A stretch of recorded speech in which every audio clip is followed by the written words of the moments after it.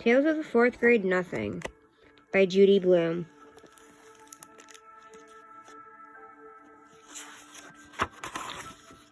Just so you guys know, this is a series, and I'm going to read all 3 of the other books in the series as well. Back to this though. This is the first book in the series.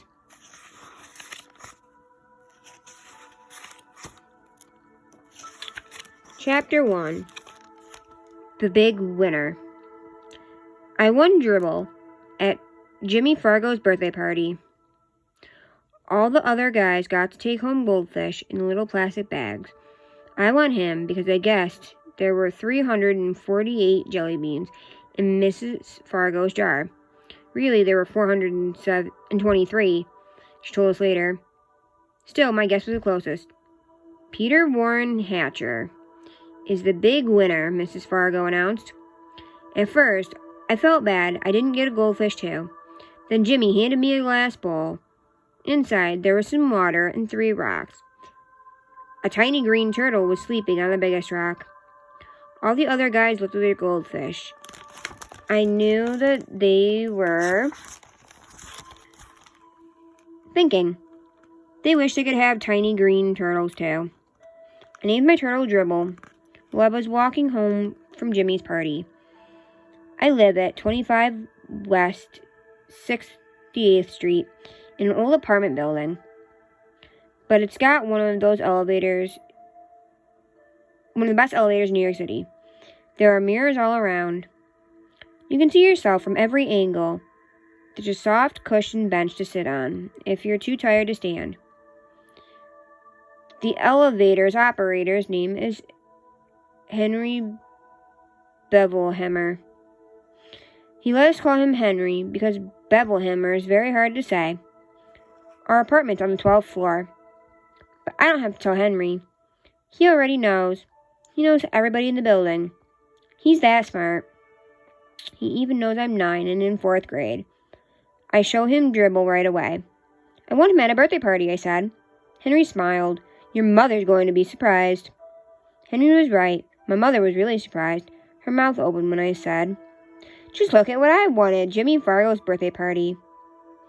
I held up my tiny green turtle. I've already named him. Dribble. Isn't that the greatest name for a turtle? My mother made a face.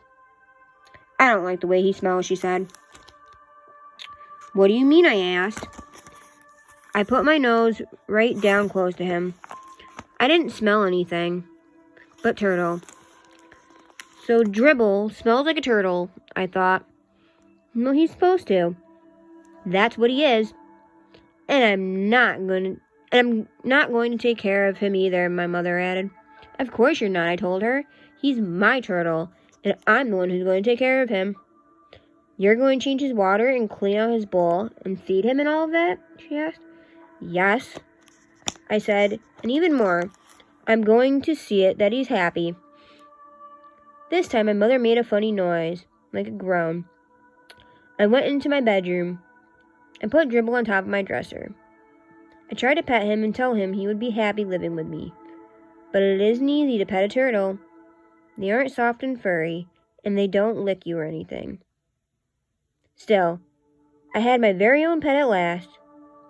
Later, when I sat down at the dinner table, my mother said, I smell a turtle. Peter, go and scrub your hands. Some people might think that my mother is my biggest problem. She doesn't like the turtles, and she always tells me to scrub my hands. She doesn't mean to run them under the water. Scrub means I'm supposed to use soap and rub my hands together. Then I've got to rinse and dry them. I ought to know by now. I've heard it enough, but my mother isn't my biggest problem. Neither is my father. He spends a lot of his time watching commercials on TV. That is because he's in the advertising business. These days, his favorite commercial is the one about Juicy-O. He wrote it himself. And he's president of the Juicy-O company. Liked it so much, he sent my father a whole crate of Juicy-O for our family to drink. Tastes like a combination of oranges, pineapples, grapefruits, pears, and bananas. And if you want to know the truth, I'm getting pretty sick of drinking it. But Juicio isn't my biggest problem either. My biggest problem is my brother, Farley Drexel Hatcher. He is 2.5 years old. Everybody calls him Fudge. I feel sorry for him if he's going to grow up with a name like Fudge. But I didn't say a word. It's none of my business. Fudge is always in my way. He messes up everything he sees. And when he gets mad, he throws himself flat on the floor and screams. And he kicks. And bangs his fists. The only time I really like him is when he's sleeping. He sucks 4 fingers on his left hand and makes a slurping noise. When Fudge saw Dribble, he said, "Oh, see?" And I said, "That's my turtle, get it? Mine. You don't touch him." Fudge said, "No touch." Then he laughed like crazy. Chapter 2, Mr. and Mrs. Juicio. One night, my father came home from the office, all excited. He told us Mr. and Mrs. Yarby were coming to New York. He's the president of the Juicio Company. He lives in Chicago. I wonder if he'd bring my father another crate of Juicio. If he did, I'd probably be drinking it for the rest of my life. Just thinking about it was enough to make my stomach hurt. My father said he invited Mr. and Mrs. Yarby to stay with us. My mother wanted to know why they couldn't stay at a hotel, like most people who come to New York. My father said they could, but he didn't want them to. He thought they'd be more comfortable staying with us. My mother said that was about the silliest thing she had ever heard. But she fixed up Fudge's bedroom for our guests. She put fancy sheets and brand new blankets on the hide-a-bed. That's a sofa that opens up into a bed at night. It's in Fudge's room because he used to be our den. Before he was born, we watched TV in there. And lots of times, Grandma slept over on the hide-a-bed. Now, we watch TV right in the living room, and Grandma doesn't sleep over very often. My mother moved Fudge's crib into my room. He's going to get a regular bed when he's 3, my mother says. There are lots of reasons I don't like to sleep in the same room as Fudge. I found that out 2 months ago when my bedroom was being painted. I had to sleep in Fudge's room for 3 nights because its paint smell made me cough. For one thing, he talks in his sleep. And if a person doesn't know any better, a person could get scared. Another thing is that slurping noise he makes. It's true that I like to hear it when I'm awake. When I'm trying to fall asleep, I like things very quiet. When I complained about having to sleep with Fudge, my mother said, "It's just for 2 nights, Peter." "I'll sleep in the living room," I suggested. "On the sofa, or even the chair." "No," my mother said. "You will sleep in your bed.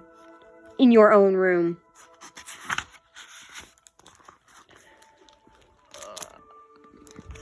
There was no point in arguing with my mother. Not arguing. Mom wasn't going to change her mind. She spent the day in the kitchen. She really cooked up a storm. She used so many pots and pans, Fudge didn't have any left to bang together.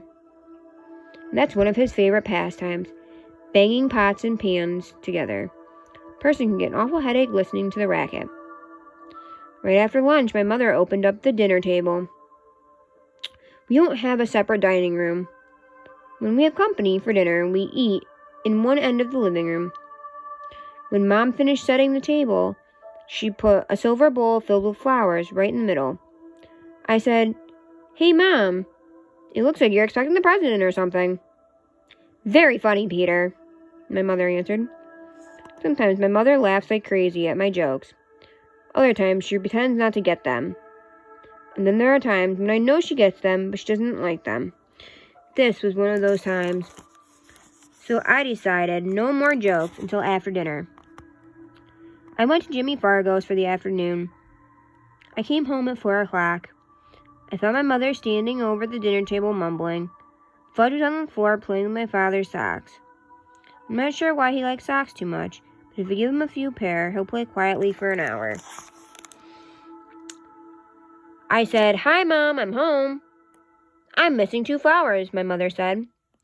I don't know how she noticed the 2 flowers were missing from her silver bowl, because there were at least a dozen of them left. But sure enough, when I checked, I saw 2 stems with nothing on them. "Don't look at me, Mom," I said. What would I do with 2 measly flowers? So we both looked at Fudge. "Did you take Mommy's pretty flowers?" my mother asked him. "No take," Fudge said. He was chewing on something. "What's in your mouth?" my mother asked. Fudge didn't answer. "Show Mommy." "No show," Fudge said. "Oh, yes." My mother picked him up and forced his mouth open. She fished out a rose petal. What did you do to Mommy's flowers?" She raised her voice. She was really getting upset.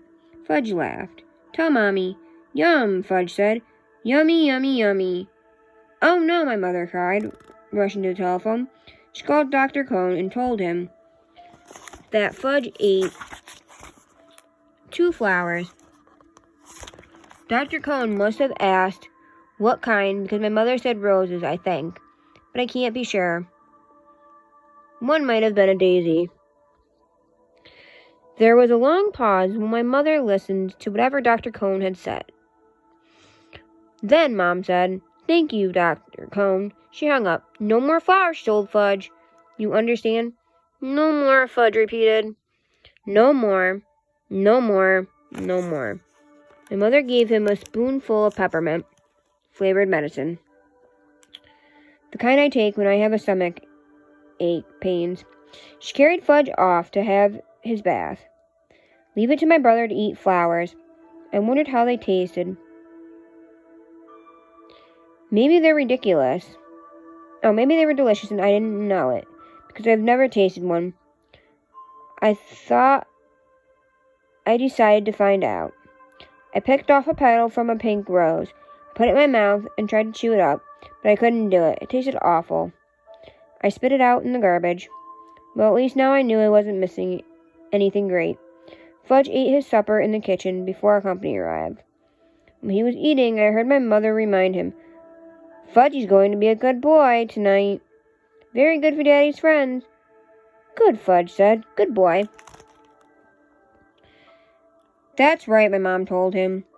I changed and scrubbed up while Fudge finished his supper. I was going to eat with the company. Being 9 has its advantages. My mother was all dressed up by the time my father got home with the Yarbys.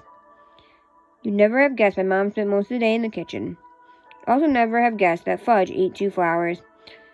He was feeling fine. He even smelled nice, like baby powder. Mrs. Yarby picked him up right away. I knew she would. She looked like a grandmother. That type always makes a big deal out of Fudge. She walked into the living room, cuddling him. She sat down on the sofa and bounced Fudge around on her lap. "Isn't he the cutest little boy?" Mrs. Yarby said. "I just love babies." She gave him a big kiss on the top of his head. I kept waiting for somebody to tell her Fudge was no baby, but no one did. My father carried the Yarby suitcases into Fudge's room. When he came back, he introduced me to our company. "This is our older son, Peter," he said to the Yarbys. "I'm 9 and in 4th grade," I told him. "How do, Peter?" Mr. Yarby said. Mrs. Yarby just gave me a nod. She was still busy with Fudge. "I have a surprise for this dear little boy," she said, "in my suitcase. Should I go get it?" "Yes," Fudge shouted. "Go get it! Go get it!" Mrs. Yarby laughed, as if she... Sorry, guys. She laughed as if it was the best joke she ever heard. "I'll be right back," she told Fudge. She put him down and ran off to find her suitcase. She came back carrying a present tied up with a ribbon. "Oh," Fudge cried, opening his eyes wide. "Goody!" He clapped his hands. Mrs. Yarby helped him unwrap his surprise. It was a wind-up train that made lots of noise. Every time it bumped into something, it turned around and went the other way. Fudge liked it a lot. He likes anything that's noisy. I said, "That's a nice train." Mrs. Yarby turned to me. Oh, I have something for you, too. Peter, I reminded her. My name is Peter. Yes, well, I'll go get it. Mrs. Yarby left the room again. This time she came back with a flat package. It was wrapped up, too. Red ribbon and all. She handed it to me. Fudge stopped playing with the train long enough to come over and see what I got. I took off the paper very carefully, in case Mother wanted to save it. And also to show Mrs. Yarby that I'm a lot more careful about things than my brother. I am not sure she noticed. My present turned out to be a big picture dictionary, the kind I liked when I was about 4 years old. My old one is in Fudge's bookcase now. I don't know much about big boys, Mrs. Yarby said. So the lady at the store said a nice book would be a good idea. A nice book would have been a good idea, I thought. But a picture dictionary? That's for babies. I've had my own regular dictionary since I was 8. But I knew I had to be polite. So I said, thank you very much. It's just what I've always wanted. I'm so glad, Mrs. Yarby said. She let out a long sigh and sat back on the sofa. My father offered the Yarbys a drink. Good idea, Mrs. Yarby said. What'll it be, my father asked. What'll it be, Mr. Yarby repeated, laughing. What do you think, Hatcher? It'll be Juicio. It's all we ever drink. Good for your health. Mrs. Yarby pounded her chest. Of course, my father said, like he knew it all along. Juicio for everyone. My father told my mother. She went into the kitchen to get it. When my father and Mr. Yarby were discussing Juicio, Fudge disappeared. Just as my mother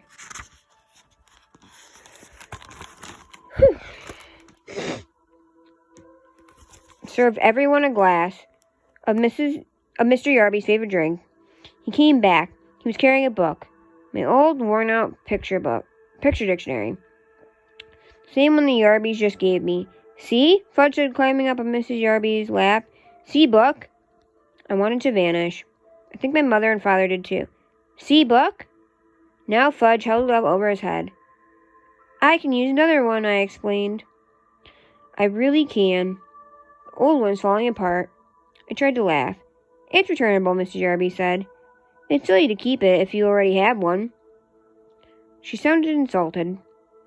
Like it was my fault she brought me something I already had. Mine, Fudge said. He closed the book and held it tight against his chest. Mine, mine, mine. It's the thought that counts, my mother said. It was nice of you to think of our boys. Then she turned to Fudge. Put the book away now, Fudgy. Isn't it Fudgy's bedtime? My father hinted. Oh, yes, I think it is, my mother said, scooping him up. Say good night, Fudgy. Good night, Fudgy, my brother said, waving at us. Fudge was supposed to fall asleep before we sat down to dinner. But just in case, my mother put a million little toys in the crib to keep him busy. I don't know who my mother thought she was fooling. Because we all know Fudge can climb out of his crib any old time he wants to. He stayed away until we were in the middle of our roast beef. Then he came in carrying Dribble's bowl. He walked right up to Mrs. Yarby. He thought she was his new friend. See? He said, holding Dribble under her nose. See, Dribble? Mrs. Yarby shrieked, Oh! I can't stand reptiles. Get the thing away from me. Fudge looked disappointed, so he showed Dribble to Mr. Yarby. See? He said. Hatcher, Mr. Yarby boomed. Make him get that thing out of here. I wondered why Mr. Yarby called my father Hatcher. Didn't he know his first name was Warren? I didn't like the way Mr. and Mrs. Yarby both called Dribble a thing. I jumped up. Give him to me, I told Fudge. I took Dribble in his bowl and marched into my room and inspected my turtle all over. He seemed all right. I didn't want to make a big scene in front of our company, but I was mad. I mean really mad. The kid knows he's not allowed to touch my turtle.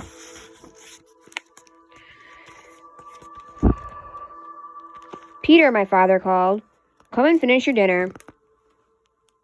When I got back to the table, I heard Mrs. Yarby say, "Must be interesting to have children.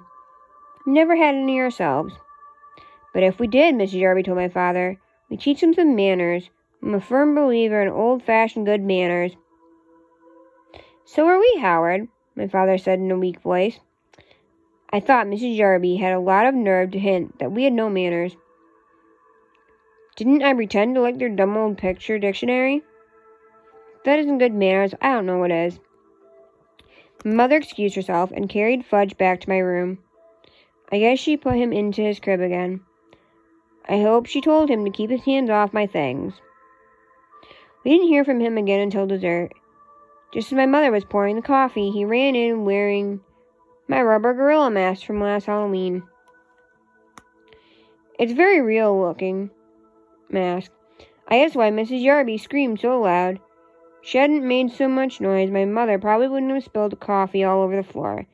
My father grabbed Fudge, pulled the gorilla mask off him. "It's not funny, Fudge," he said. "Funny," Fudge laughed. "Funny, funny, funny, funny, Fudgy."